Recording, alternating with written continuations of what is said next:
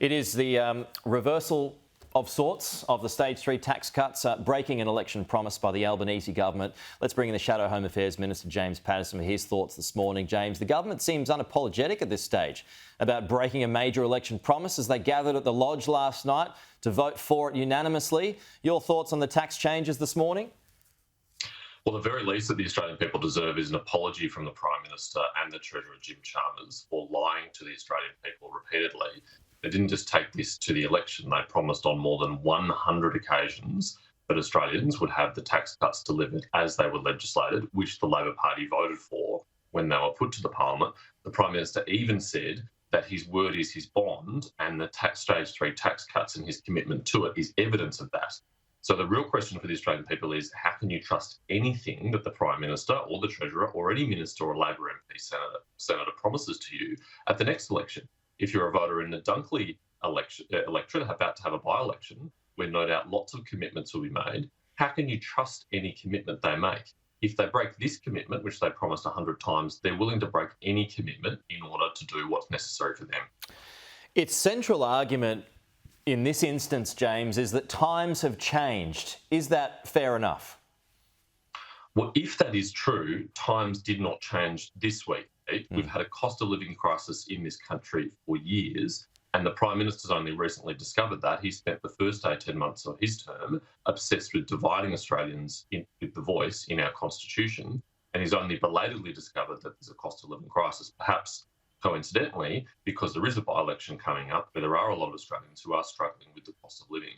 That is not an excuse. Those circumstances did not recently change, and in any case, when the Prime Minister was asked before the election, are there any circumstances in which you would change this commitment? He himself said no.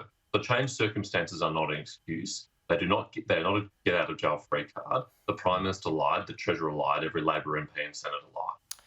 I asked Susan Lee this question yesterday, but would you be inclined to roll these changes back if you win the next election, James? Well, we don't even have the details of these changes yet. It's been briefed to the media in quite a sneaky and cowardly way. The government actually hasn't released them transparently, and we'll look at the details. But Pete, we're the Liberal Party. We look for the opportunity to lower taxes at every opportunity for every Australian. We just don't believe you should break an election commitment to do so. So we'll look very carefully at this, and we'll announce our own tax policies in good time before the next election. Politically, are you outmanoeuvred here? I mean, this helps more people than it hurts. Well, I don't think lying should ever be excused, regardless of the number of people that may benefit on paper.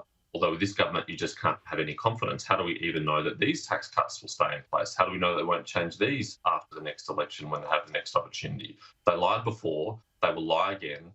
This is not a government that you can trust. Treasury, and the PM's going to point to this today, James, I have to wrap it here, but Treasury is seeming to indicate that it's not inflationary, this money that will be passed on to those at the lower end who traditionally spend and not save. Do you have any reason to disagree with that?